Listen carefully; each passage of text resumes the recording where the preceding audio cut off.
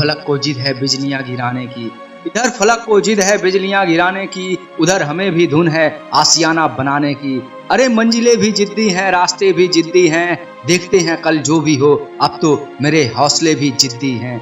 ये कभी मत सोच के तूने बहुत मुश्किलें सही हैं, सोच सकता है तो बस ये सोच के हालात का गुलाम बन जाता तो क्या होता। अरे हालात का गुलाम बन जाता तो क्या होता, हालात को तो अपने मुताबिक बदलना ही पड़ता है, वरना आज तक इस संसार में कोई भी सफल और महान नहीं होता, सफल और महान नहीं होता।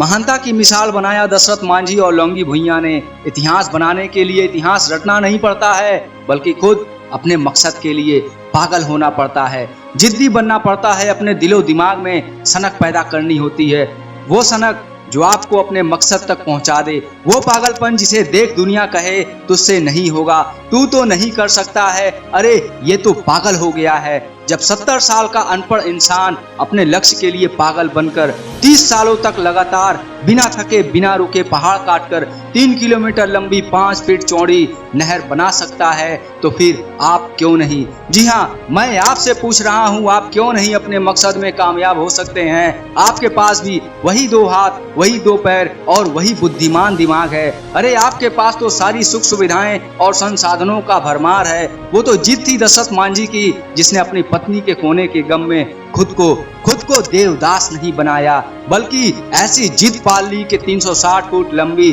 30 फुट चौड़ी और 25 फुट ऊंचे पहाड़ को 22 वर्षों तक लगातार सिर्फ एक छेनी और हथौड़ी से काट डाला और सड़क बना डाली। अरे ख्वाब जिनके ऊंचे और मस्त होते हैं, इम्तिहान भी उनके जबरदस्त होते हैं। ऐसा नहीं है, हौसले उनके भी कई बार पस्त होते हैं, लेकिन जुनून में वो अपनी मदमस्त होते हैं। ऐसे जुनून में मदमस्त लौंगी भुइयां का फैन आज आनंद महिंद्रा के साथ पूरा देश बन चुका है। खेती के लिए जहां पानी ना होने से गांव वाले अपना घर अपना गांव छोड़कर जा रहे थे, वहीं लौंगी भुइयां ने 30 साल तक लगातार सिर्फ एक फावड़ा से पहाड़ काटकर नहर बना डाली।